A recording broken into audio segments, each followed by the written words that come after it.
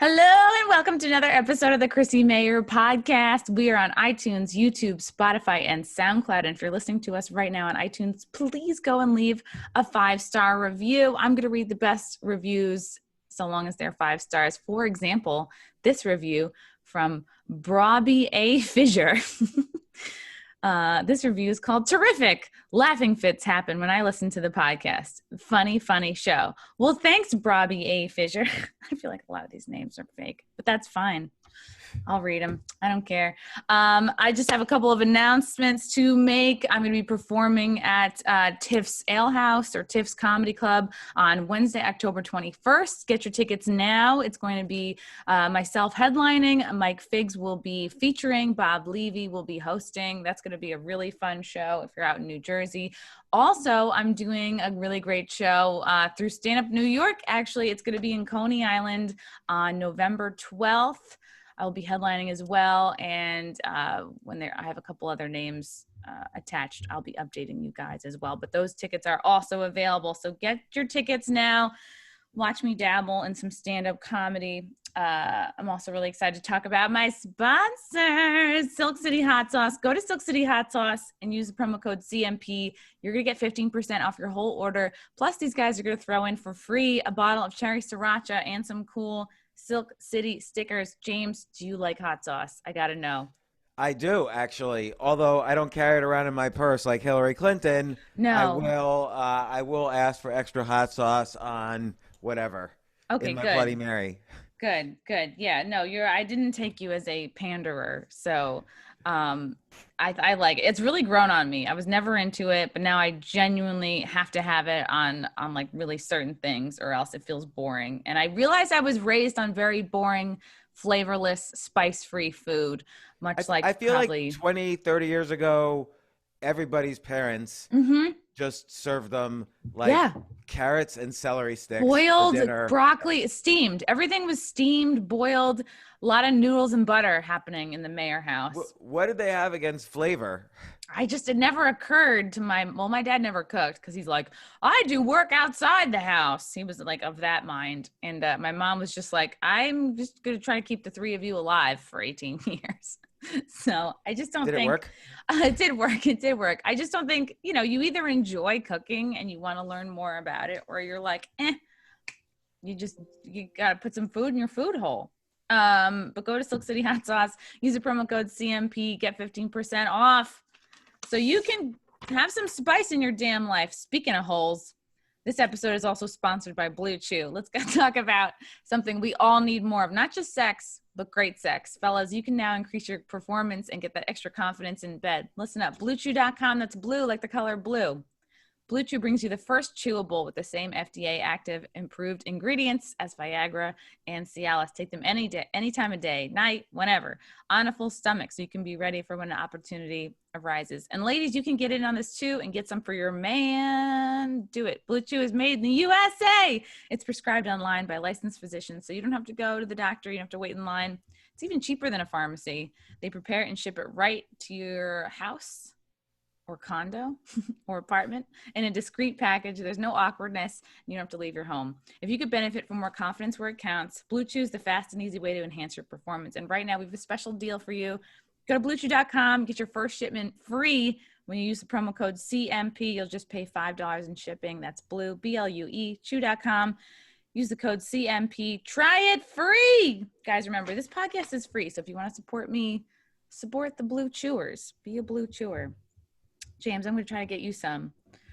Yeah, everybody, Blue Chew advertises on a lot of podcasts. I'm kind of insulted they've never called me to advertise on my podcast. Do they sort of look at my photo and say, ugh, this guy, nobody who listens to him is having sex, so... I'm sure lots of people who listen to your podcast, the James Altucher Show, are interested in sex. Well, now I've ruined your whole intro. I'm so excited to have him on the show today. He's a comedian. He's an author. He's a podcaster. His show is called The James Altucher Show. He has a new TV series on Amazon called Choose Your Life. Choose Yourself. I'm so sorry. It's called Choose Yourself, based off of his book, Choose Yourself. It's James Altucher. Chrissy, Yay! thanks so much for having me on the show, and I'm excited to be here. This is so great. James, this is what I wanted to talk to you about, even months ago. So on August 13th, an article that you had written was published onto LinkedIn, titled New York City is Dead Forever, Here's Why. And it kind of sparked a little bit of controversy, not just among comics and New Yorkers, but among a sort of well-known comic. Mr. Jerry Seinfeld ended up responding, and then you guys had maybe a little bit of a back and forth. Tell me what inspired this article, what inspired you to write this, what it's about for anybody who hasn't read it somehow. Yeah. And first off, I want to say I just got Seinfeld's book, Is This Anything? It just came out 2 days ago. Oh. And I don't know if you've seen it. It's actually a really great book about comedy. I highly recommend it. Okay. I'm going to check it out. Even though he has trashed me in the New York Times and on 60 Minutes, I'm happy to recommend his book. Look at you being the better person. Trying to be. Is This Anything? I guess it is. I guess it's something. Wow, he trashed you on 60 Minutes and the New York Times. I mean, nobody really reads the Times anymore. So you're and I don't think anyone watches 60 Minutes anymore either. When's the last time you've spent 1 minute watching 60 Minutes? No. I spend 60 minutes at least just on Instagram. So yeah. So Instagram and TikTok are like more valuable content than 60 Minutes, a show that's been on for something like 70 years. Isn't that sad? It's like, you know what it is? I think all the people that would watch 60 Minutes are dying right now. Yeah. And I don't know if it's sad, because I think the content on YouTube and TikTok and whatever is better than 60 Minutes. Like 60 Minutes, even when I was a kid, it was boring. And now it's even worse. Now they're just walking around somebody's like Hampton's house having a discussion. I'd rather watch like dancing and magic tricks on TikTok. That's true. Yeah, I too would rather watch some, gentle twerking and choreography. Although I don't know. Gentle twerking, yeah, that's a new genre of dance. I don't want fast twerking. I want gentle twerking. Yeah, just at a safe speed that I could do. Yeah. So James, I'm sure you were. This was, marinating over the summer. Yeah, you're like a lot of us, waiting for things to open up again. Just like kind of upset at the sad state of affairs in New York. You got the fucking homeless living in, for some reason, they were living in these like luxury hotels on the Upper West Side, and it almost seemed like it just seems like the governor, it's like de Blasio and Cuomo. It almost seems like they're doing everything they can to like implode New York City. Yeah, and just on that point, I actually didn't mention de Blasio and Cuomo in my article, even though they have made matters worse. But here's the thing. So I was I was in New York City throughout the whole, lockdowns, the protests, the whole thing. A lot of people we knew in March left the second there were lockdowns. And I thought they were sort of wimpy. Like everybody went up to, I don't know, the Hamptons or upstate New York or New Jersey, wherever they went. I don't know. And they just brought the virus with them and missed out on. New York City was actually great in the beginning of the lockdown. It was empty. I went to Central Park and went bicycling for the first time in 30 years. Wow. And, it was like a healthy time. But then, I don't know, I kept seeing more and more. I'm fourth generation born in New York. I grew up around New York City. I've been there my entire adult life. And I started seeing some real problems that I had never seen before in the 70s and 9/11 and 2008. All of these restaurants were closing. And I didn't say, oh, gosh, my favorite restaurants are closing. Where am I going to eat? There's hundreds of thousands of jobs being lost. And, and I would see it because I have a bunch of kids, and I would encourage them to help out. And we'd go on weekends. We'd help out on food lines and give food or whatever. Oh. And there were more and more people lining up. People are going hungry. And so I would say to people, well, what's going to happen if all these restaurants are closing and Broadway doesn't open up and all the restaurants around there close and all the hotels close. And then I saw that in Midtown, which was open in May, June, it's only about 5% occupancy of the office buildings. And even now, there's only about 5 to 10% occupancy. And I realize Midtown New York is not New York City, but it is the financial base of New York City. And then I saw more problems, like why was there trash all over the street? Why was crime shooting up? Why was everybody okay with protesters burning down a Target or throwing Molotov cocktails? I mean, I went to some of the peaceful protests, and I'm working on a project right now with Charlemagne from the Breakfast Club about a book on systemic racism, but still, I don't see what is the purpose of burning down businesses or killing people. And so, I don't know, I started seeing more and more problems that were systemic, meaning they have nothing to do with de Blasio or Cuomo, but that they're going to cripple New York City in terms of its finances, which means someone's going to have to fire the police, the teachers, the EMTs, the garbage collectors, the transit authority workers, which means fewer services, higher crime, more garbage, less education, less healthcare, which means fewer tourists, which means fewer people moving here. And that's a cycle then that continues, which means fewer tax revenues for New York City.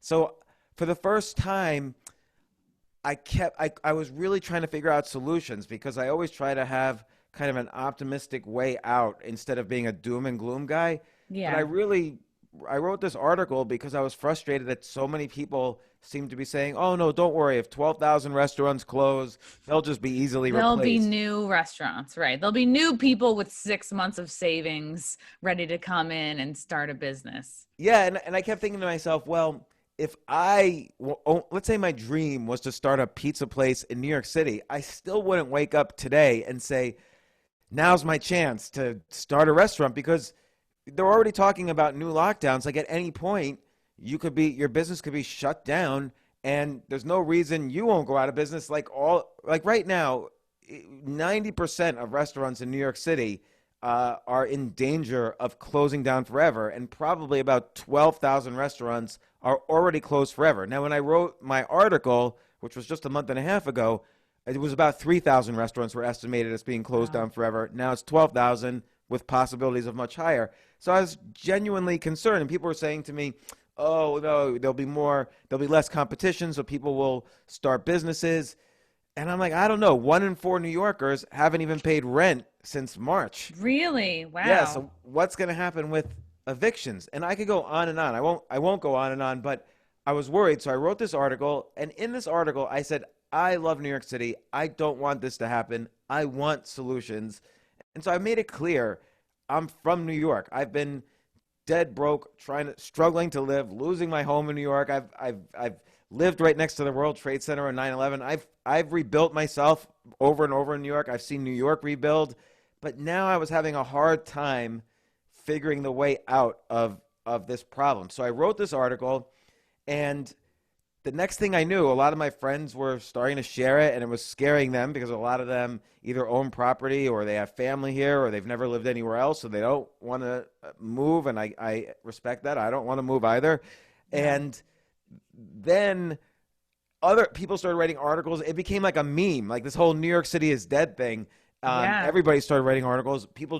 A million people started trashing me on Twitter or in emails. The StandUp New York was vandalized. My kids were harassed. No, really? StandUp New York was, I mean, not that that's more important than your kids being harassed, but I just didn't know the extent to which you got this backlash. Yeah, and then whether it helped or hurt, I don't know, but Rush Limbaugh read my 5,000 word article word for word on his show. Glenn Beck read it on his show. I went on MSNBC, CNN. And then 10 days after my article came out, I thought it would finally die down. It really wasn't pleasant, those 10 days. Like, people who had known me for 30 years but held some grudge against me started writing articles about me. Oh, they always are people that love to pop out when someone they don't like his name is in the news. Yeah, and I don't understand that phenomenon. Like, don't they realize it's really not a good way to live life? Like, and if anything, those people are hurting the problems of New York because nobody addresses the issues. They just address me. And my issues were based on facts. But anyway, then 10 days later, I wake up and my phone is like getting texts off the hook. Everyone's calling me this weird, I never even heard this slang in the past 50 years, but everyone was calling me a putz. And I'm like, why is this girl I haven't spoken to in 10 years just texting me that I'm a putz right next to everyone else texting me I'm a putz? And I realized, oh, Jerry Seinfeld trashed me for an entire page in the New York Times. And again, he didn't address the issues in my article. He just wrote about, oh, New Yorkers have grit. They'll get through everything. This putz is not a real New Yorker. Yes, he blah, called blah, you blah. a putz on LinkedIn. That was Yeah. And then De Blasio held a press conference about my article and Jerry's Wow. article. Cuomo sent out an email about my article and Jerry's article all together. And I've never had this happen before. 30 million people probably read the article, and probably a million, so a relatively small percentage, but still a million, probably violently hated it enough to text me or email me or message me in some way about it. Holy shit. So you got a million? You think you got a million calls and messages, comments? Like, Yeah. you know, when people do when they're trolling you, because I've been trolled by many large groups of people over the years, it's like, yeah, they don't just call you, text you, but it's like they get into your Instagram, Twitter, they comment on things that have nothing to do with the thing that they're mad about. They just like get inside all your shit. They comment on all your YouTube. It's like insidious and they don't stop. Yeah. I had an ex-girlfriend write a whole article about me, and it was supposed to be about the article, but all she ended up doing was saying lies about me. And Jesus. Yeah, the only solution is you can't show or exhibit at all that you acknowledge that you've read their shitty little piece. But still, every now and then, when a million people are trolling you, every now and then someone's gonna hit one of your buttons and aggravate you. Of course. Wow. That's what do you think set them off? Like, what do you think? What button do you think you pushed? Yeah, I thought a lot about this because it's very unusual for an article, particularly a 5,000 word article, to go viral. Like, much easier for a 15-second TikTok video to go viral. And plus an article that's not just 100% hateful. Like, I had an article that had an opinion that actually most people respected or agreed with because it was backed up by facts, and then a few people it triggered. So I'm trying to think, why did this go viral, and why is it affecting in this angry way so many people who live in New York?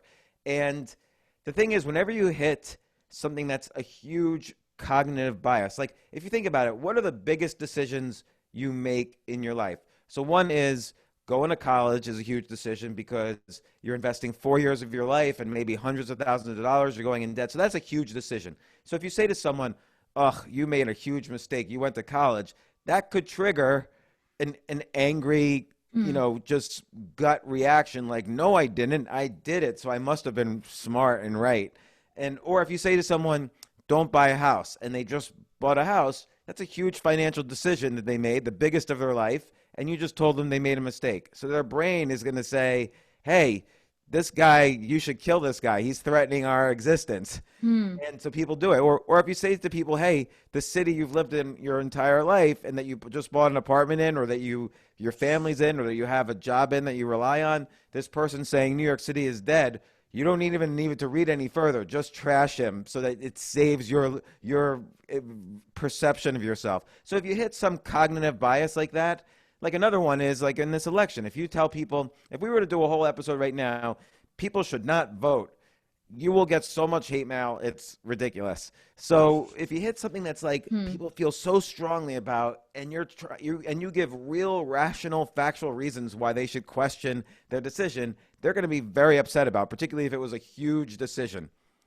Yeah, and I think New York is one of these places that you either, you work for a while to save up money to go. It's one of these places it's hard. It's hard to live in New York. It's hard to live in New York. New York City. It's like you have to make it. It's like it's associated with struggle, but people they're like, okay, well the trade-off is I'm around all this culture and food and diversity, and the energy is unlike any other place. So people like tell themselves, all right, the struggle, the tiny apartment, whatever it is, no space, no yard, you know, it's worth it because I have these New York City, you know, valuable things. And you're just pointing out like the things that you're telling yourself to stay in the city for are kind of gone. And it makes people go, oh, fuck, you know? Yeah. And I'm really saying, hey, let's all figure out solutions. Like everybody's in denial about solutions. You can't, I've tried, not that he should pick up my call, but I've tried calling the mayor, particularly after he trashed me. And, you know, nobody wants to talk solutions. That's not totally true. I talked to Brooklyn Borough President Eric Adams, who is running for mayor. He thanked me for my article. We actually discussed real solutions, and I was happy to have that discussion. But most people were just like, this guy's from Iowa. And and I'm Everyone's like, from somewhere, you know? do I even say in my article, I was born in Manhattan. Like, do I need to have my article with my birth certificate? And been here my whole adult life since leaving graduate school. And you know, you're right. Like New York City's that place where it's a story. Like you move here and you think, oh my gosh, I just moved inside a famous myth, like New York City. Yeah. Inside a movie set. It looks like everywhere you look, you're like, oh wow. It's very exciting. It's especially if you're from a small town or you weren't understood in your town or you couldn't find your tribe wherever you're from, and you especially moved to New York to find your theater group, right? Or your comedians or your, you know, music. I mean, I feel like it's more so, it's like you move to work in finance, I think, or the arts. To me, that seems like the biggest attractions, or just people who have the money to like live in the city and just take in the, you know what I mean, kind of do whatever they want, or they have multiple homes. And I think what you sort of touched on, you were like, hey, you like Seinfeld, you were like, you come to like stand up New York, we're doing all these, we do 50 free park shows a week, you know, come perform at one, you're welcome to come perform one, but I don't even think you're around. And yeah, because I think, you know, even in so you know, a month or so later, Seinfeld then appears on 60 Minutes and continues to trash me and not address the problems. And he did the whole segment from his backyard in his 1,000-room house in the Hamptons with his 150 Porsches in the garage. And by the way, he's great. I love Seinfeld, and he deserves everything he's made. And you know, but we're on the same side. We love New York. Focus on solutions. And once you resort to trashing someone in an argument, you lose the argument. And so, I mean, that's just because then you've left the domain of what we're talking about, which is, can New York City survive? But it's also interesting to ask, like, well, why did this go viral? What's happening in the country that's something like this? And also, what's happening personally that people are focusing on this as opposed to focusing on what they could do to make themselves a better person? It's the same thing with this election. Everyone is like yelling and screaming on Twitter and Facebook. Like, why are they doing that? They're not going to convince anyone. I feel like people are made up. Their minds are made up at this point, I think. Yeah, and I feel like everybody who's like trashing, like, well, here's what Biden's done, here's what Trump's done, blah, blah, blah. It's almost like they're filling out like a job application. No one is you're not going to get this call in the middle of the night like, hey, Chrissy, this is the CIA. We've been following your Twitter account, and we really think you're the woman we need now to be our next super spy. You're like going to be the Bourne Identity all over again. So, I mean, that's literally almost kind of what happened with Chrissy Teigen. She wrote me back on Twitter, and like a bunch of her trolls or fans, whatever, came after me because I pointed out that she deleted a bunch of tweets. But that's like a whole other.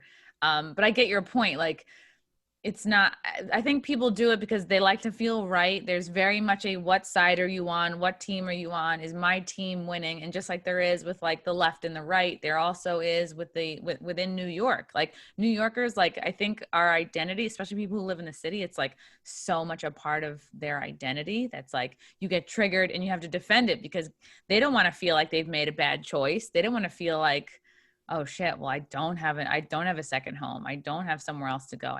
My parents aren't alive. I can't move back in with them, you know? So you feel like where you're at is the best decision to be. And everyone feels that way. And it's like, I live in Westchester. Like I moved here 3 or 4 years ago just to be with my boyfriend. But before that, I was in Astoria, Queens, living with a 65-year-old woman I met on Craigslist. Before that, I was living in Williamsburg, 2 different apartments, all people I met on Craigslist. And I could definitely see myself being in that place of like, yeah, this is the place you guys are, bailing out. It's easy when you don't have another home to be like, fuck you. Yeah, no, I get it because in March, literally almost everyone I knew left the city. And they were the ones writing the articles against me saying, no, New York City's going to be dead. Well, why did you leave the second there was a lockdown? It wasn't so great where you went. And New York City personally, New York City was fine during the lockdown, right? That you could walk around. It was empty. It was quiet. It was clean. But then we started seeing these peaceful protests happen. And then some of the protests turned violent. So between the continued lockdowns, the continued decline in services, the violence of the protests, I started to look into what's happening with the finances, what's going to happen, and then what's going to happen in 2021 when the next wave of revenues comes into New York City. And I realized, oh my gosh, not only are hundreds of thousands of people going to lose their jobs, tens of thousands of either landlords or business owners, some of them just mom and pop shops, are going to go bankrupt. This is a serious issue, and I want to help. And, so I wrote the article, but it triggered, everybody was just like, this guy's an idiot. New York City is, New Yorkers have grit. He's not a real New Yorker. And then that theme carried on, like, so people, it was like a game of operator, like, he's not a New Yorker. Yeah, I don't want some guy from Ohio telling me that my city is dead. And people would send me videos, like, of just random scenes, you telling me New York City is dead. Well, fuck you. And I was, there was one day, no, several days, it was about 10 tweets a second were happening against me. And that's fine. I don't really care that much, but that's when I called the Brooklyn Borough president and I said, well, maybe let's you and I have a conversation and talk. And I called other people. I called, people like a Federal Reserve official. I actually was looking for solutions. Can the Federal Reserve bail out New York City? Like, here's how much money is needed. I was doing the work I felt that de Blasio should be doing, which was lobbying for this great city. But, again, it was just interesting, though, that the main person he's never written an article before in his life, by the way, Jerry Seinfeld took out the time to just write a whole article trashing me, and that gave a whole second wave to everything that's been happening. And then everybody from like CNN to E Entertainment had me on their TV shows, and everybody wanted me to say something bad about Seinfeld, but I didn't have anything bad to say about him. So we're on the same side. We both love New York. He happens to not be very good at arguing his point, but that's besides the point. I get it why he's upset. Just don't be hypocritical. Don't talk about grit from one of your 87 rooms in your, compound. So, it was kind of a frustrating experience trying to help people. But then, maybe I was overly aggressive in the title. Like I said, New York City is dead forever. But if you're about to be fired tomorrow, then tomorrow is forever. Like, what are you going to do? And I started seeing it all over the place. Like, people I knew were, I co-own StandUp New York, which is a comedy club in the Upper West Side. So I'm very much involved in, other storefront businesses in the Upper West Side. You invest in the city. You're not just like speaking from no position. I invest in the city. I helped with, every restaurant. The employees set up GoFundMes at the beginning of this lockdown to help them through while they were furloughed. I helped with all of those, and I don't brag about that. I made it in some cases public because that encourages more people to help out.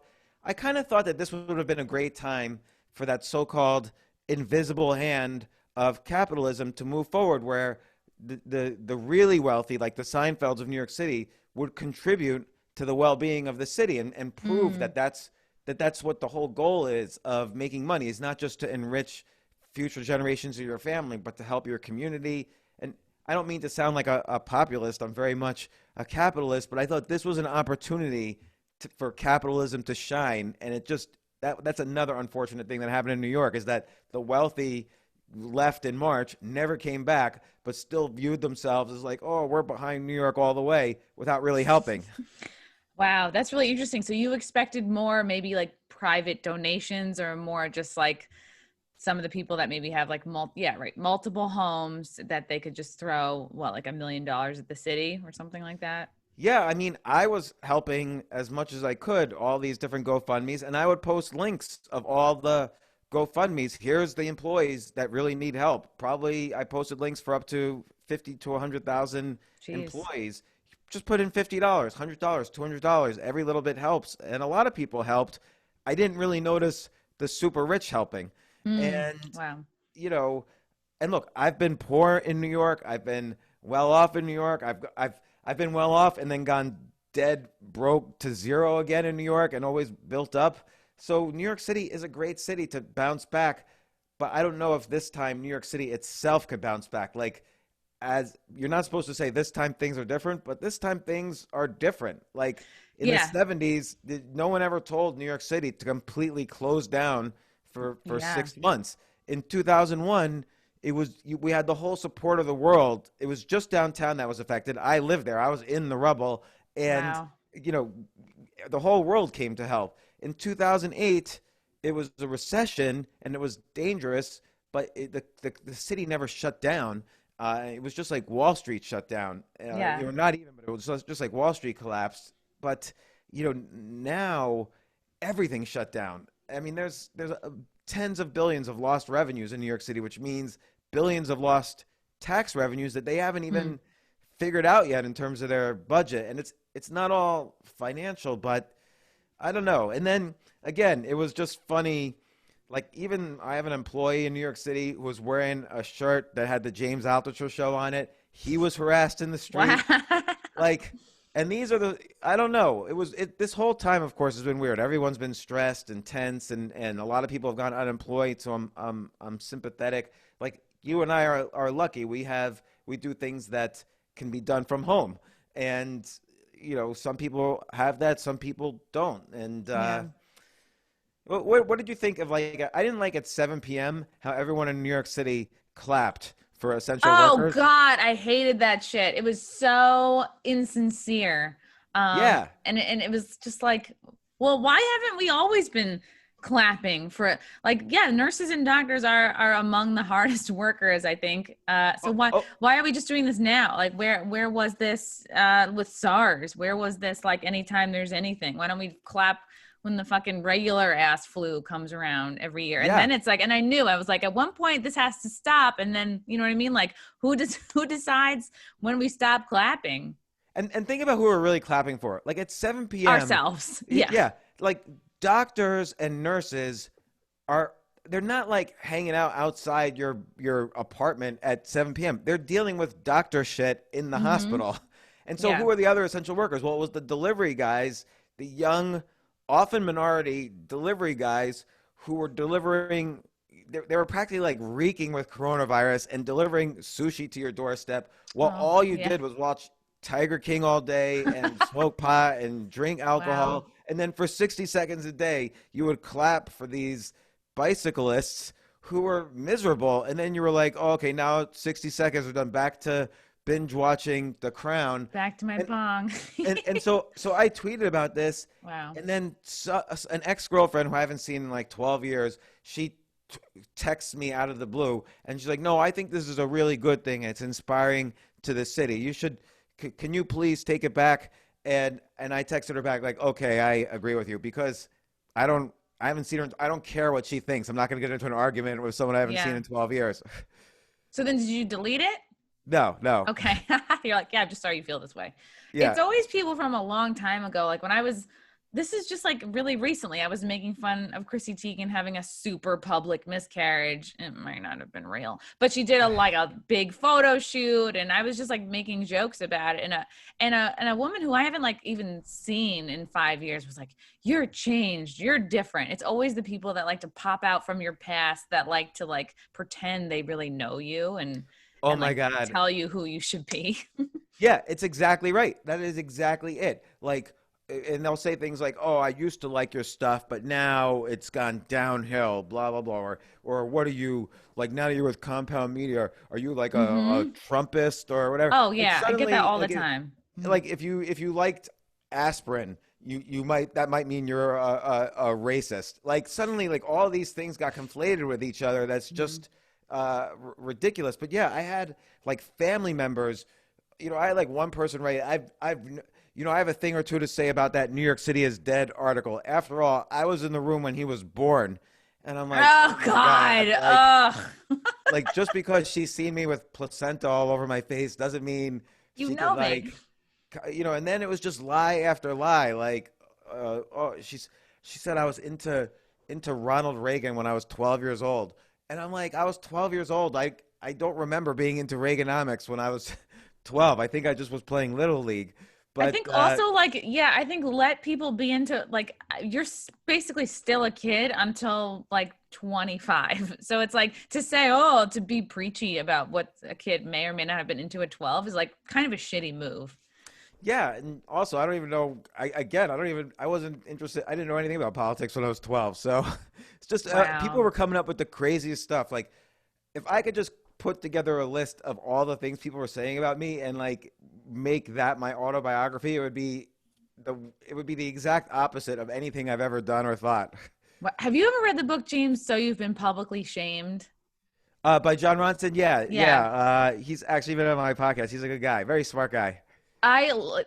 You know, it's one of the few, but no, I read books, but I always mention that book. I love it because I really learned something about it. And it's like, you know, let's say you're the latest example, but when I read it at the time, like I was going through it. And then also recently, like Louis C.K. had been it. So it's like when you're the thing, right? When you're the person who's being publicly shamed, everyone's here, but then, all right, now you're up here because you're being shamed. Everyone's looking at you. You're the thing. And Mm. it's like the reason why people get on the bandwagon of public shaming is not because like you or Louis C.K., whoever is like, genuinely all that bad or like morally wrong. It's because they want to elevate themselves, because if you're up here it's a really about them. It's a selfish move. It's like oh, here's my time to shine, because since like we're up here, all right, I'm gonna make myself come up here so that everyone can see me and my feelings. And it's really just attention for the You're, person who's shaming. you're absolutely right. Like, for instance, why would some random ex girlfriend of mine write an article all about Mm-hmm. me? And Mm-hmm. it's just because she wanted attention. She wanted someone to pick up her article, like, here's James versus so and so, battle of the century. Yep. And that's not what it's about. It's about New York City. And yeah, I don't want New York City to be dead, but okay, if these problems aren't solved, it's going to have problems. It's not like New York City is going to fall into the ocean, but it's going to be a different New York City than everybody knows. People were trying to say, "Oh, you and your rich friends will have to leave New York City, but rents will be low, and it'll be all the artists will move in, and it'll be this utopia like in the '70s." I was here in the '70s. New York City was a shithole in the '70s. Like there was crime everywhere. It was the murder capital of the world. There was just it was every place was dirty and rats everywhere. I mean, rats are still everywhere, but at least they They kind eat of stay in pizza their now. homes. They just eat pizza. Yeah. Yeah. So New York City wasn't that great in the '70s, and rents weren't even that cheap then either. But and it's not going to be like they're going to be cheap tomorrow. It's going to be a long time before they're cheap enough for people to move in. Like you were mentioning how when you first moved to New York, we all have these great stories. Like maybe one of the best times of my life is when, as an adult, moving into New York City and getting my first one room apartment, which I shared with someone else, and we were both on these like dirty mattresses on the floor, Mm-hmm. and then moving to Astoria's constant roaches all over the place. And but these are like our stories. Like New York City's great for those beginning stories, and I wanted to still be here. But the good news is that with everybody, I mean, 500,000 people have left New York City since March. So Wow. so opportunity and talent and skills are dispersing all throughout the country now. Maybe you could live in Nashville now and be just as successful, or Phoenix, or Denver, or Austin, or Dallas, or Philadelphia. I'm not saying these cities are as great as New York. They're different. But now, if your restaurant closed down, the chef moves to Denver and opens up his cheaper restaurant Yeah. because his dream comes true. And so it's not necessarily a bad thing for the country. So I should add, most people appreciated my article, but they're not the type to send 10 tweets a second. They are normal and move on with their lives. Yeah. And it's the people who thought I was challenging their existence Right. that couldn't let go of this. Even other comedians that we know or other owners of comedy clubs, people who thought they knew me were just making no sense because they don't know how to analyze the situation. Yeah. Yeah. You're like, I'm not the bad guy here. It's like, don't shoot the messenger. Like this is, and you weren't just like pulling it out of your ass. It wasn't just like, here's my opinion. You were like basing it in facts and trends and you understand shit like economics. Did you ever at any point speak to Seinfeld or have an exchange with him No, and since all this? somebody from E Entertainment said, was asking the provocative question of, if Seinfeld was here right now, what would you say to him? And I said I would turn around and walk away. And she said, well, why is that? Wouldn't you be curious? And I'm like, forget that his name is Seinfeld for a second. If someone who you didn't know and you've never met writes his very first article and it's in the New York Times and they spend the whole page just trashing you, would you want to talk to them? No, I would never want to talk to that person. So just because he's Jerry Seinfeld doesn't mean I want to talk to him. By the way, also doesn't mean I hate the guy. I'm reading his book right now and it's great. I love it. I'm laughing the entire time I'm reading it. And so you don't have to be like a normal civilian on the ground, like, and just pay attention to, everybody kind of gets, not everybody, but many people sort of wake up in the morning and they ask, okay, world, what should I be thinking about today? Oh, TV, tell me what to think about. News, tell me what to think about. Twitter, tell me what to think about. Jerry Seinfeld, tell me what to think about. And then they spend the rest of the day thinking about those things and having those opinions. You have to kind of use this as an opportunity, this whole lockdown and pandemic and weird situation we're in, use this as an opportunity to figure out who you are and what you really believe and what is bothering you instead of what's bothering everybody. Like, have your own, stance on things and let everybody else be part of the mob, but not you. Yeah, that's really what it's been for me is like really since March, like I've changed my mind on so many things, like the kind of people I want to be around, like my values. Like I learned so much about myself. I would just be like, oh, wow. I just stopped. I realized that I would just buy shit when I wasn't feeling good, like about myself, or when I was stressed, I would shop, I would scroll, like, on my normal path, I would be walking past a Sephora twice a day. It's like, oh yeah, now I would just buy a lipstick if I fucking felt fat, Me So too. Got so much lipstick. Now I don't have to buy anymore. yeah, and my opinions on like, oh my God, I just like I feel like I've had a lot of revelations about like celebrity and culture and like Well, let me world. ask you this because it's interesting in that I think celebrity culture and influencer culture is kind of dead right now in the sense that people realize, oh, that was just a luxury paying attention to celebrities. They're actually Yes. pretty stupid.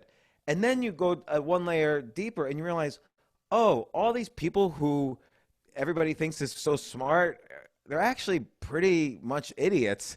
And you Yep. realize all these things and like, oh, these people who have been my friends, they're not really that friendly. I don't really No. like them that much. It's Yeah. just that I was dealing with them every day.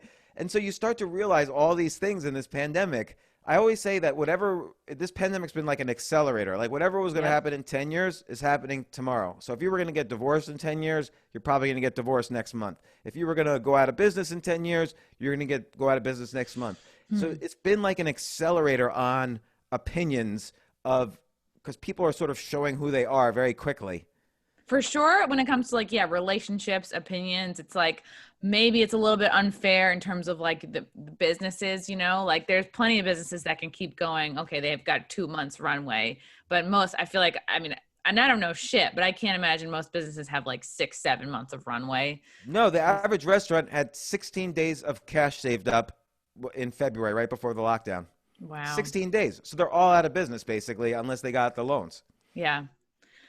It's crazy. It's so crazy, but it is Well, good. what You gotta happened with always your you gotta see the blessing in everything, right? Like the time that you have to yourself to like rethink and reevaluate is good. You gotta always see like what's good in the situation. what happened in the Chrissy Teigen experience? Oh God. I mean, yeah, I've talked about this in a couple of episodes. So like, Chrissy Teigen's been kind of, named on some of the flight logs allegedly. And, people had been, screenshotting tweets that she had sent over the years where they were kind of like pedo-esque. Like she would be like tweeting about toddlers and tiaras, but they would go like one step further than that to be like kind of creepy. And like you can find them, they're still out there on Twitter, I think, or like elsewhere on the internet. And I just tweeted out like, God, this might have been July. I said, like, a lot of celebrities have been really busy since Ghislaine Maxwell was arrested. Like, Chrissy Teigen, looks like you deleted 30,000 tweets, because I looked at her social blade and there was a big red number. Social blade is what you can look at to see if people buy followers, lose followers, just trends and analytics and stuff, which I like looking at. And I was just like, wow, that's a lot of deleted tweets. You know what I mean? Like, even somebody going out for an SNL job isn't deleting that many tweets. So I was like, huh. I tweeted at her. I'm not verified. I was like on nobody, but she responded to me saying, no, actually it was 60,000 tweets because of people like you. You think you're like, oh, I'm afraid for my family. I was just really into toddlers and tiaras. And then I was like, I didn't expect her to respond, but then what came, I was like a catalyst to this huge, there was apparently a whole group of people behind me that were like, whoosh, came in with all their screenshot, all the creepy things she said over the years, like from, her Twitter from like '09 to 2013 or something, just like a lot of stuff that's a lot of like winks and nods to Pizzagate and her involvement, and very sketchy shit, and people that had looked into her on deeper shit for years. I had no idea. I just was like, huh, this is interesting. Someone who has nothing to hide deleting an awful lot of tweets. And then it just it really sparked this whole thing where she blocked a million people, went private. She was like, Twitter, I'm gonna leave Twitter if you don't do something about this, actually. And then they blamed it on QAnon. So Twitter like deleted what they thought were QAnon accounts, when really it's just regular people being like, hey, what's going on with your fucking creepy shit? And Yeah, then Twitter came to her defense, yet Twitter will let straight up child porn stay on their site. So maybe their values are a little bit off. yeah, and also like, what's up with why are we paying any attention to these people at all? Like, I remember it was like a year ago, California was making some law about vaccines, and there was an article, state senators meeting with Alyssa Milano today about vaccine law. Ugh, why? Why is Alyssa Milano, like, did the state senators wake up and call each other like, wait, before we vote on vaccines, did we forget to talk to Alyssa Milano? Like, what are we supposed to What think it about this? is like a large group of the public is not going to get excited about politicians. They don't know the names of their senators, their governors, their congresspeople. They just don't. It's not right, because we're spending an hour on Instagram every day. Whose names do they know? Is Alyssa Milano, our celebrities. Like it's almost like the celebrities are the new politicians, and it's kind of like dodgeball. And I feel like the left has like sort of picked up a lot, like their team I think has more celebrities on it. This is a horrible metaphor, but I think it's just for the common folk who love celebrities, well, not so much anymore, right? But who were more obsessed and cared about what celebrities thought and what their opinions were. It's easier for them to follow those people, right? Because you look at like Gaga and Taylor Swift, they've got millions of followers. And I think politicians or the powers that be would be very remiss if they didn't take advantage of that huge sphere of influence. So I think, maybe they're paid off, or maybe there's something in it for them where, if they sort of like openly show their loyalty is to a certain side, or just like what came out the other day, the celebrity saying they're naked, they're like, oh, go vote, it just, the lockdowns really made me question the messages that we're getting from our celebrities. And I think it's just, they're like mini politicians at this point. Well, that's interesting, because let's say in the Constitution, there's three branches of the government, right? Legislative, executive, judicial. And then kind of alongside of it is this virtual fourth branch, which has always been considered the media. but I feel like celebrities now have become this fifth branch of government where, you know, political or government officials aren't allowed to take a move unless they consult the nearest celebrity. And by the way, Mhm. academia is almost like a sixth branch of government where Yes. professors went from teaching to being more activists. So this is Yep. where the Which whole is woke so culture comes fucking, from. it's so gross. Yeah. It's such a Yeah, so like distraction. there probably should be like two branches of government, and everybody else should just Shut the enjoy fuck up. themselves, have picnics with their spouses, raise their families, exercise occasionally, but don't go crazy, and just Yeah. live life. It's like, yeah, it's all a battle for our attention and our time and yeah, our minds, really. That's what I think. So it's like however they can get in there, it's like there's Yeah. like a very few people at the top, and then who do they have their meat hooks into, and then who do they all have their meat hooks into, and it's like it boils down to all of us, really. But it's like an addiction to relevance, and we all get it. Like I want to be relevant too. You do a podcast and a radio show. You want to be relevant, and so but you know it's hard to always be relevant about everything. When you Mhm. try to be relevant about everything, you end up being relevant about nothing. You And become so that restaurant that has pizza, Chinese food, hot dogs, a buffet. yeah, Yeah, it's better to just do pizza really well. right. Like yeah, you just described like a cruise ship buffet, Yeah. and which is like And you're like, the oh, all lowest this layer of sucks. culture possible. Yeah. Yeah, that's funny. I like what Tim Dillon says is like don't ever underestimate America's ability to get people back to the buffet line. Oh my God. What? Because what we eat when we're emotional, or just like we love Yeah, and buffets, we're all obese as a animals. country.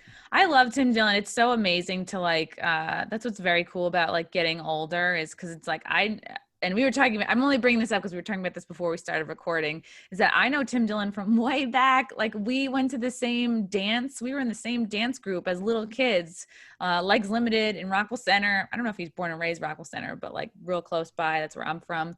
And he was in my dance troupe, and he was like, God, I don't know how old we were. Maybe like, definitely like maybe 10, 12 or 9 or around that age. And he was just like, he was so good. He was like taller than average height. There's just this blonde, very blonde boy, very focused on the choreography. He was so good. He was so serious. And then at the time, like I was like, wow, this boy, it was the only boy in the dance class. I was like, he really loves. And I would later realize like, oh, like that was my first, like that was the first gay kid I've ever known, Not that all gay people And love your to first dance. crush, can we say that? Yes, and he looked really fantastic in the sequined pants. Yeah, because we all had our like girl outfits. They had to like make a sassy boy outfit for him, and the fact that he grew up to be Tim Dillon is like, oh my God, it's really amazing. I gotta find those pictures. Have you guys talked about it? Like, does he? We used to be close. I'd have him on my Comedy at Stonewall show like fairly often. I mean, he just blew up, and I've even been trying to get him on this podcast, and he hasn't answered a text of mine since like last year. But like, you know what I mean? Like he's busy. I don't Yeah, know. no, he's really done such a great job. Yeah, he's really found his comedic voice, which is, Yeah. and he's fucking knocked it out of the park. Oh my He's God, so funny. almost everything he says like makes me pause and think. Like he's just a real genius. He really is. He just put out this thing on his Instagram, this sketch of like it's him in like a dark cloak with like what I think is like a Moloch or some kind of devil, like satanic worshiping mask, and it's like he's a senator in the woods and somebody's trying to interview him. He's like, "What? I'm on my way to a thing. You want to come?" And then you just see the camera.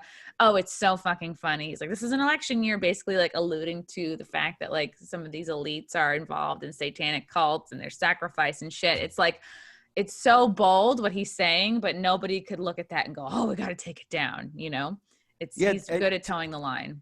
Tim's got to that point where he can basically say anything, either alt left or alt right, and nobody will accuse him of anything because he says, "What? It's just a joke. I'm just a comedian." And yeah, and he's so ridiculous that he does a good job of reminding people that he is a comedian, Yeah. and he shouldn't take you seriously. Whereas like a lot of times maybe we get mixed up in yeah, like comics, maybe they get mixed up in, do they want to be more like pundits, or some of them lose sight of the fact, some of them don't put comedy first. So Well, comedians are really great. I mean, the talent I see in great comedians are that they're very good at noticing the unusual in X, where X is whatever their field is. So Seinfeld's great at noticing the unusual in the mundane. Jon Stewart's great at noticing the unusual in news. Amy Schumer's great at noticing the unusual in, relationships and sex and stuff like that. So that's like the comedic skill, and Tim Dillon is just so good at noticing the unusual in real current events, like and kind of ongoing conspiracies. And so comedians do have a great voice. It's just, and that is a great muscle to develop, noticing, when you walk in the room, don't notice what's everyday and normal, notice what's unusual. And that, I think, is such a valuable skill. That's why I encourage everybody to study comedy at the very least, which is why Seinfeld's book is great. Yeah. See, you heard it here. James has no beef with Seinfeld. None. Yeah. Except I won't talk to him. Other than that, I mean, yeah, that's reasonable. Life is short. I have maybe 30 summers left on this planet, and wow, God, I never thought of it in terms of summers. Jeez. Yeah, or 30 Thanksgivings left, and I want to use them just enjoying myself. Good for you. Man, that's really fucking with me. Like thinking about summers, because you're like, oh yeah, you always go, oh, next summer. You think about the things you want to do. Yeah, well, you think about it like, for instance, take your parents. Let's say your mom is 60 years old, and you usually see her on Christmas Day. So you might have 20 more Christmases. You think to yourself, oh, I probably have 20 more years with her. That's like super long time, 20 years. But if you think about it, I'm only going to see her on 20 more Christmases. That's only 20 days left for you to see your mom. And so it gives you a different perspective on how to look at the people you love and the things you like to do and the things you don't want to waste time on. For sure. Like I never knew that like my mom was going to like get brain cancer and die at 71. Like I didn't even know that, 4 years before it happened. It was just like over and done. It was like inside of 3 years. And it's like, but it sometimes it does take getting older and then losing people to realize like the value of time and life and all that shit. Wow, we're getting really dark. I was hoping we would keep this upbeat. So tell me about you did stand up in Atlantic City with our good friend, Aaron and crew. Yeah, I did. We had Comedians of the Compound at Atlantic City Comedy Club. We had 3 shows, and I was like, are we going to be able to fill these with people? Because we're still, you hear people say, well, people are actually really afraid to, they'll support you, but they're afraid to physically come out because of all the virus bullshit. But people came out. The shows were really full. It was awesome. I did feel rusty. And now I'm like, okay, I'm going to up my spots. I'm going to really dedicate a lot more time to, because it really, you get up there. I was funny. I like got laughs for sure and tried some new stuff out. And, but it feels like being back in the gym and lifting heavy weights again. You're like, oh, okay. But it was good. It was good. But I've never felt that way on stage ever. And that's a hard lineup though. Like we were talking earlier, that's a hard lineup to go on stage with, because Geno, you can't turn him off. Like he is constantly on, and he's so good with his impromptu riffing and so on. And then Aaron is like, he locks up the crowd with his crowd work. Like he's so good. If you go on after Aaron, your entire job is to unlock the crowd, or else you'll just die. Yeah, I learned basically everything I learned about hosting and crowd work from watching Aaron Berg. He was a huge influence. He's just like masterful. He's so good. And Geno too. Like I feel like being around Geno and watching him perform like taught me kind of like the value of a passionate rant and how that like you can lose people and then win people back in the same rant. I've seen him do it so many times. He just commits. Like he'll say some shit that's inappropriate and he'll lose people, but will lean into it and be like, no, you're ridiculous for being turned off by this. Here's why. And he'll get them back. And it's like, it's a great skill he has. Yeah. No, what I like about him is he teaches the audience how to laugh at his jokes. So if he'll say something like on purpose, he'll say something really inappropriate, people will go, ooh, and then he'll explain the philosophy behind what he's doing. He'll just really quickly do it, and then he'll close it with like a punchline at the end. But he's basically shaming the people who grown and teaching them, no, these are the points where you need to laugh, and then they start laughing. It's funny because he like there really are, and I'm sure you've noticed it too from, owning and performing at a club. Like there are people who show up to comedy shows like and it just doesn't occur to them to try to have a good time. Like they'll Right. be just in this weird headspace from their work day or whatever their life. They're just not ready to have fun, and they'll just be frozen or like in a judgy place. And it's like, well, nobody dragged you here. You came here, you paid money to try to have fun. Like we're just trying to help you get there.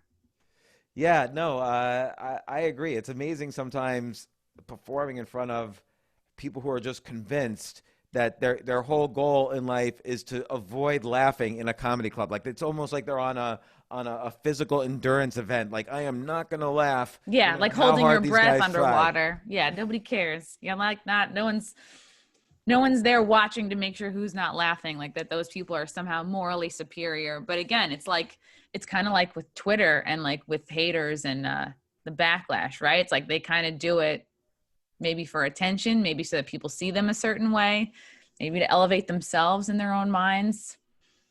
It's kind Yeah, of I a think I think weird I think waste of that's it though. time. I think it's, Twitter and Facebook and platforms like Medium, they're all places where people have the opportunity to feel as if they're just as relevant as everyone else. When relevance is like a false metric, like we all die, everybody forgets about us, and you know, but it's seductive to feel relevant, to have people follow Mm. you, to have people pay attention to you. And look, it's why we all do what we do. We're all insecure and want people to pay attention to us. So it's a constant battle in living life, which we usually lose.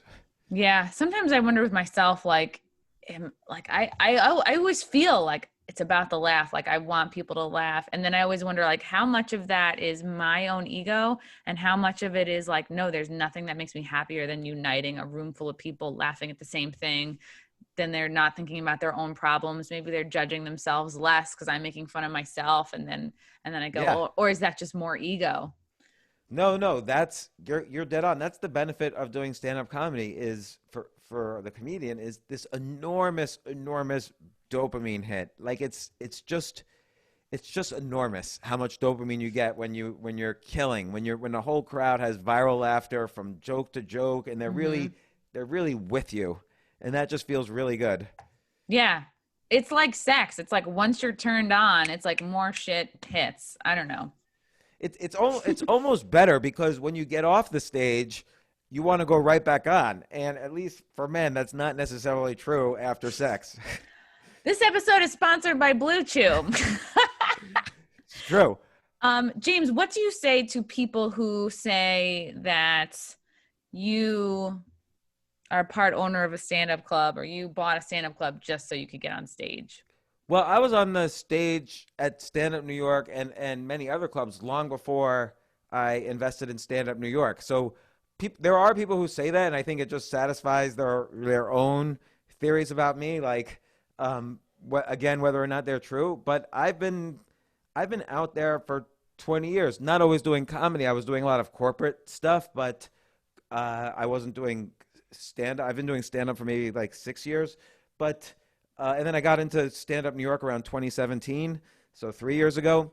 But they wanted an investor, and I was there, and I lived across the street from the club, so I helped out. But I'm not really involved at all in the management. I don't make the lineups. Uh, I sometimes ask to be put on the lineup, and they can't put me on. And I always say, if I'm not good, don't put me on. And I feel like, I had to earn my way like everybody else from, even though, and this is before though I was an investor, but I started out as doing check spots, then emceeing, then on a Tuesday night, and then finally, Friday, Saturday. So, and then I've earned my place at other clubs, and I've now been all over the country doing stand up. I've Right before the lockdown, Tony Woods and I got back from 6 shows all over the Netherlands, Oh, and wow. I feel like I've earned my spot, but Yeah, you don't people will suck. think what they think. Right. People are they'll be salty about anything, and use whatever they know to fit their motive, right, or justify it.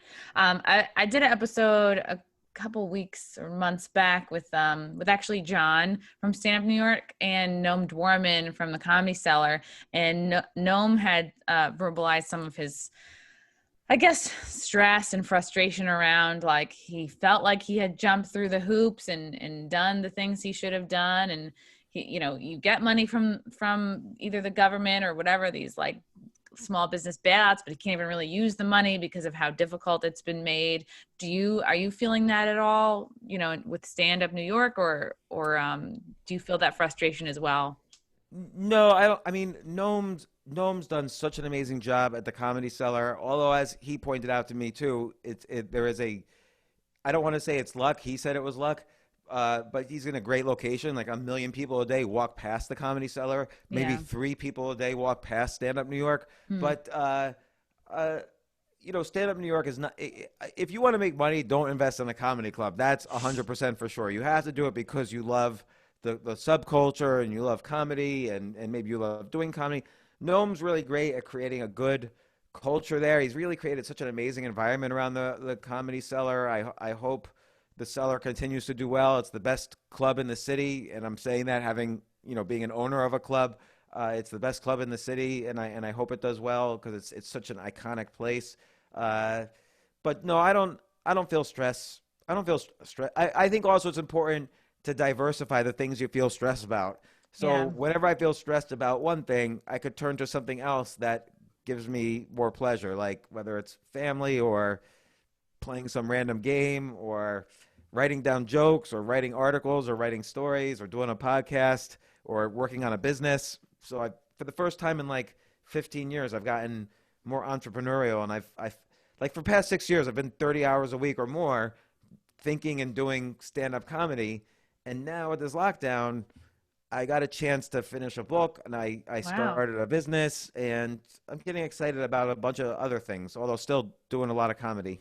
That's good. I think that's the lesson in all of this is, you like, just like you should diversify your streams of income so that, like, if one thing goes out, you're not broke. You're not like, I think that's the same is true with creativity now. Like, you can't just do one thing anymore because, like, right, if you were a person who only did stand up, only made money from stand up, it's like, well, this was a real kick in the dick. You know what I mean? This time Well, you had to figure out what else to do. And I think with being funny, you're like, okay, I can't get on stage. Where else can I put it? right, like look at we both know really amazing stand-up comedians who just do stand-up comedy, and they're kind of lost during this time. Like I know one comedian who who's well known, has been around for 20 years or more, and he's been delivering for Uber Eats during this lockdown. Yeah. But then I know comedians like we were just talking about Tim Dillon. This past 6 months, I mean, as a podcaster, he's blown up. He's going to make a living for life just on his Patreon. Wow. And I think with creativity, it's interesting. Like, uh, it sort of looks like a T. So the vertical line of the T is where you go deep. So I'm going to go deep learning the skills of stand-up comedy, which are not just humor, but stage presence, crowd work, using the mic, telling stories, riffing, Your um, outfit. all these things, being likable. And then there's the horizontal part, which is, okay, I'm going to learn several other things more shallow, but that I could use my comedy skills in them. So like podcasting or writing or public speaking or, whatever. So you kind of always have to think of creativity as this T as a model if you want to make a living at it. For sure. It's like you have the product, and then the other part of the T is like, well, how do you get the product to the people? It's like, yeah, maybe it is like starting an Instagram when you never did before, or like, yeah, right, the Yeah. different apps, or yeah, your mailing list, or whatever it is. It's like you have to just we're like, I was talking to JL Colvin. It's like, yeah, it's like it used to be, he was saying he was kind of like almost jealous of the comedians from the 80s and 90s because they didn't have to worry about being a one-man band and promoting themselves. And he's like, it's like now we have to be like a Cheesecake Factory. Like we have to do everything. Yeah, which is a good thing, by the way, because there was only so many agents in the 80s and 90s. And so maybe 20 comedians were able to hit it big because there were only 20 agents focused on comedians. And, there's the whole thing for black comedians in the 90s. Like, okay, there was the whole saying that there could only be one big one at a time. By the way, it's not me saying this. This is what Godfrey, who's a black comedian, this is what he told me. It was like there was Eddie Murphy, and then there was, Martin Lawrence, and then Chris Rock, and then Dave Chappelle. You gotta wait a few always years. One at a time, rather than like white comedians. There was 30 Seinfelds at the same time. There was Seinfeld, Ray Romano, Tim Allen, all these guys who came up in TV, but the same opportunities weren't given to minorities. But now anybody can create a YouTube channel, a podcast, an Instagram, a radio show, a streaming show. So there's a lot more opportunities, and I think if you are a one-man shop, or at least view yourself that way, then you could be much more successful. Yeah. You could choose yourself to be successful instead of waiting for someone else to choose you. Yeah, definitely. That's been my whole thing. Like, look, you got this radio show at Compound. By the way, we call it a radio show. Is it on terrestrial radio? I don't even know.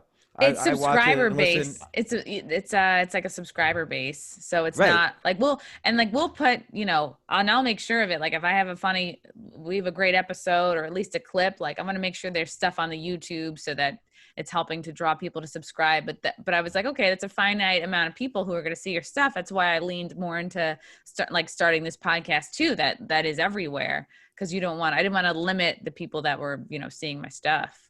Yeah, no, I think that's smart. Like, I think the subscription gateway only works so much for your personal brand.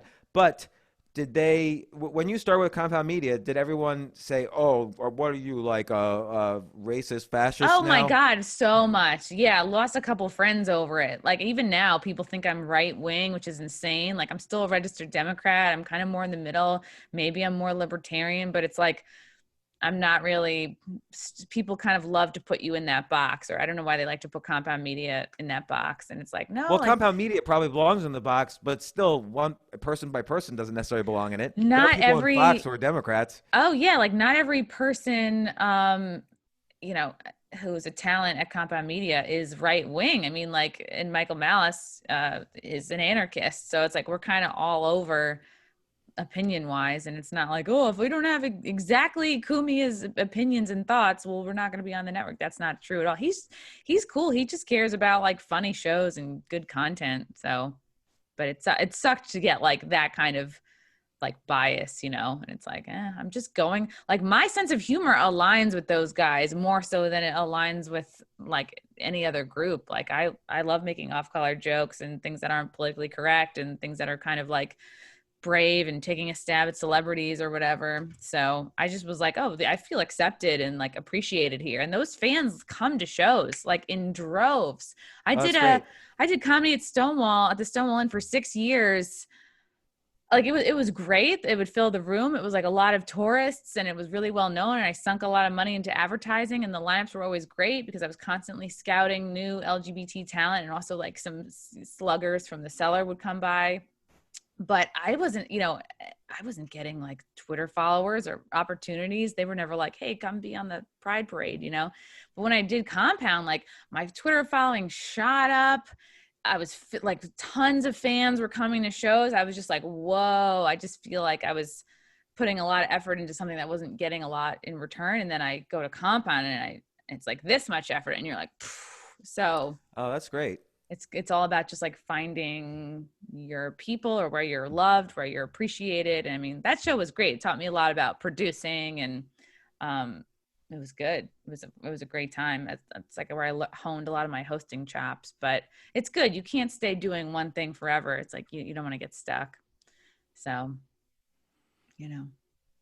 Well, it sounds like, I've been watching the arc of your career. It's been huge, particularly since Compound. Like you're everywhere right now. Oh, thanks. Like on bathroom walls in the men's room now. With the Blue Chew. I just got Blue Chew. Yeah. Saw it on Chrissy's podcast. Use your Blue Chew. Here's her number.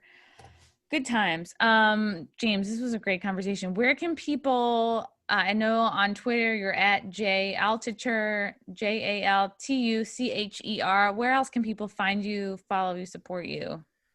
Anywhere really. Just Google me and or you know what? They can call me at 203-512-2161 Is that really and your I number? might pick up the phone.